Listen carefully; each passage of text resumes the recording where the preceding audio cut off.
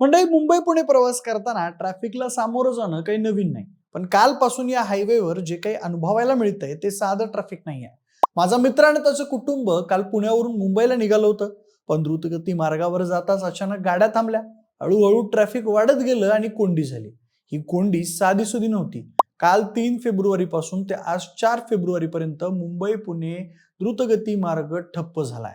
लोणावळ्यापर्यंत अक्षरशः वाहनांच्या लांबच लांब रांगा लागल्यात. याचं कारण म्हणजे मुंबईच्या दिशेनं जाणारा ज्वलनशील वायूचा एक टँकर भर रस्त्यात उलटलाय. हा टँकर रस्त्यावर आडवा पडल्यामुळे मुंबईकडे जाणारी सगळी वाहतूक थांबली आहे. सगळ्यात भयंकर गोष्ट म्हणजे उलटलेल्या टँकरमधून गॅस गळती सुरू आहे. त्यामुळे सुरुवातीला ट्रॅफिकमध्ये अडकलेले सगळे लोक घाबरले होते. म्हणूनच हा टँकर नेमका कसा उलटला, टँकर उलटण्यामुळे काय गंभीर परिणाम झाले आणि ही वाहतूक कोंडी कमी करण्यासाठी उपाययोजना आहेत का, याचीच माहिती सांगणारा सविस्तर व्हिडिओ. नमस्कार, मी प्रथमेश आणि तुम्ही पाहताय विशेष भारी. मंडळी, 3 फेब्रुवारीच्या सायंकाळी पुणे मुंबई वाहतूक सुरळीत सुरू होती. पण याच वेळी म्हणजेच 5च्या सुमारास खोपोली जवळील आडोशी बोगद्याजवळ अत्यंत ज्वलनशील गॅस वाहतूक करणाऱ्या टँकरचा अपघात झाला. अपघातानंतर गॅसची गळती सुरू झाली. त्यामुळे मुंबईकडे येणारी वाहतूक थांबवण्यात आली. शिवाय द्रुतगती मार्गासह जुना मुंबई पुणे मार्गही बंद असल्यामुळे 25 किलोमीटर लांबच्या लांब वाहनांच्या रांगा लागल्या. या वाहतूक कोंडीबाबत पोलिसांनी दिलेल्या माहितीनुसार प्रोपिलिन हा ज्वलनशील वायूनं भरलेला टँकर मुंबईच्या दिशेनं जात होता. दरम्यान द्रुतगती मार्गावर आडोशी बोगद्याजवळ तीव्र उतार होता आणि त्या वळणावर चालकाचं वाहनावरचं नियंत्रण सुटलं. त्यामुळे बोगद्याच्या प्रवेशद्वारापाशीच टँकर उलटला. सुदैवाने यात कोणतीच जीवितहानी झाली नाही. पण टँकरमधून वायू गळती सुरू झाली आणि वायू गळती सुरू झाल्यानं परिसरात भीतीचं वातावरण निर्माण झालं. म्हणून संभाव्य धोका लक्षात घेता सुरक्षेच्या कारणानं मुंबईकडची वाहतूक तात्काळ पूर्णपणे बंद करण्यात आली. सोबतच या सगळ्या परिस्थितीवर नियंत्रण मिळवण्यासाठी युद्ध पातळीवर उपाययोजना देखील करण्यात आल्या. यासाठी खास तज्ज्ञांचं पथकही बोलवण्यात आलं. पण कोंडीमुळे तज्ज्ञांना घटनास्थळी पोहोचायला उशीर झाला. म्हणून परिस्थितीवर नियंत्रण मिळवण्यासाठी रात्री उशिरापर्यंत प्रयत्न सुरू झाले. पण अपघातानंतर तब्बल 16 तास उलटूनही गॅस गळती थांबलेली नाही. अग्निशमन दल, बचाव आणि मदत पथक तसेच एनडीआरएफच्या टीम्स घटनास्थळी तैनात झाल्या आणि एक्सप्रेसवेवरील वाहतूक वळवण्यात आली. दरम्यान वाहतूक वळवण्यापूर्वी वाहतुकीत अडकलेल्या लोकांना याचा गंभीर परिणाम मात्र भोगावा लागला. एक प्रवासी म्हणला, मी लातूरवरून आलो आहे. माझ्या मित्राला कॅन्सरच्या उपचारासाठी मुंबईत रुग्णालयात न्यायचं होतं. आज सकाळी 8 वाजता मला रुग्णालयात पोहोचायचं होतं, पण मोठ्या वाहतूक कोंडीमुळे मी पोहोचू शकलो नाही. पहाटे 4 वाजल्यापासून इथं कोंडीत अडकलोय. उशीर झाल्यानं मित्राच्या उपचारावर परिणाम होणार. याचबरोबर वाहतूक कोंडीत अडकलेल्या प्रवाशाने प्रशासनावर हल्लाबोल केला. प्रवासी म्हणाले, संबंधित प्रशासनाने यंत्रणा झोपली आहे का? महामार्गावर झालेल्या कोंडीत अनेक रुग्ण, शासकीय कामांसाठी जाणारे अधिकारी, सामान्य नागरिक अडकलेत. त्यांनी काय करायचं? इथं खाण्यासाठी काही नाही, तसेच पिण्यासाठी पाणी नाही.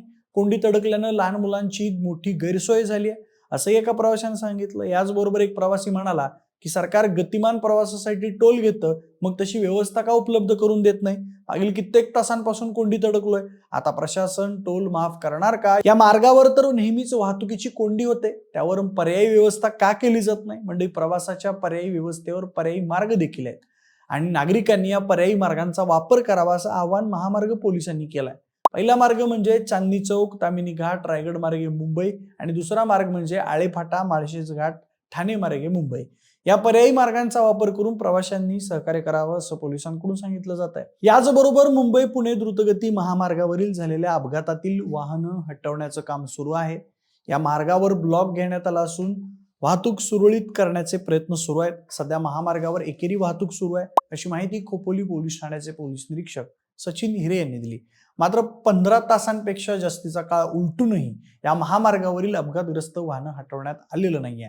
त्यामुळे मोठी वाहतूक कोंडी झाली आहे. याचबरोबर या मार्गावर प्रवास करणाऱ्या प्रवाशांमध्ये संतापाची लाट उसळली आहे. सुरक्षेच्या कारणास्तव महामार्गाची एक लेन बंद ठेवण्यात आली आहे. काही कॅन्सरग्रस्त रुग्णही या वाहतूक कोंडीत अडकले आहेत. महामार्गावर पाणी, अन्न आणि शौचालयाची सुविधाही अपुरी असल्यानं प्रवाशांचे मोठे हाल होत आहेत. पण या वाहतूक कोंडीकडे आणि प्रवाशांच्या गैरसोयीकडे प्रशासन दुर्लक्ष करते असे आरोप आता प्रवाशांकडून केले जात आहेत. म्हणजे मुंबई पुणे द्रुतगती महामार्गाचं लवकरच 10 पदरीकरण करण्यात येणार आहे असं आश्वासन प्रशासनाने काही दिवसांपूर्वीच दिलं होतं आणि यासाठी 16,000 कोटी रुपयांचा खर्च देखील येणार आहे. यासंबंधीचा प्रस्ताव महाराष्ट्र राज्य रस्ते विकास महामंडळाने प्रशासकीय मंजुरीसाठी राज्य शासनाकडे पाठवलाय असं सांगण्यात येत आहे. दरम्यान मुंबई पुणे द्रुतगती महामार्ग 94.5 किलोमीटरचा असून तो 2002 साली सुरू झाला. या महामार्गावरून मुंबई ते पुणे प्रवास 2.5 तासात करता येतो. या रस्त्यावरून दररोज 65,000हून अधिक वाहनं धावतात.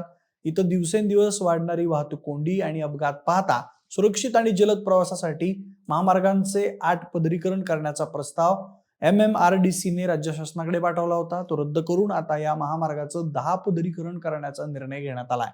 भविष्यात वाढणाऱ्या वाहन संख्येचा विचार करून 10 पदरीकरण करण्याचा निर्णय घेण्यात आलाय. यासाठी 16,000 कोटींचा प्रस्ताव राज्य शासनाला पाठवण्यात आलाय. यापैकी 200 कोटी रुपये भूसंपादनासाठी आवश्यक आहेत, तर 10 पदरीकरणाच्या कामात 6 बोगदे बांधण्यात येणार आहेत. यासाठी 85 हेक्टर जागा संपादित करावी लागणार आहे. प्रस्तावास मंजुरी मिळाल्यानंतर रस्ता रुंदीकरणाच्या प्रत्यक्ष कारवाईला सुरुवात केली जाईल. महामार्गाचं रुंदीकरण झाल्यानं वाहतूक कोंडी कमी होईल व प्रवासाचा वेग वाढेल, असं आता प्रशासनाकडून सांगण्यात येत आहे. म्हणजे दिवसेंदिवस ही वाहतूक कोंडी वाढतच चालली आहे आणि त्याचबरोबर अपघाताची संख्याही वाढतेय. हे थांबण्याचा उपाय म्हणून रस्ते रुंदीकरण करणं, वाहतूक नियमांचं पालन करणं आणि वाहने सावकाश चालवणं गरजेचं आहे. शेवटी आपली सुरक्षा हीच आपली जबाबदारी आहे. बाकी तुम्हाला काय वाटतं? प्रशासनाने दिलेल्या आश्वासनानुसार पुणे मुंबई महामार्ग खरंच 10 पदरी होईल का? या महामार्गांवरील वाहतूक कोंडी थांबवण्यासाठी किंवा होणारे सततचे अपघात टाळण्यासाठी आपण काय खबरदारी घेऊ शकतो आणि तुम्ही कधी वाहतूक कोंडीत अडकल्यावर तुमची काय मानसिकता असते हे आम्हाला कमेंट बॉक्समध्ये नक्की सांगा. सोबतच आपल्या विशेष वरीच्या YouTube चॅनलला सबस्क्राईब करायला अजिबात विसरू नका. धन्यवाद.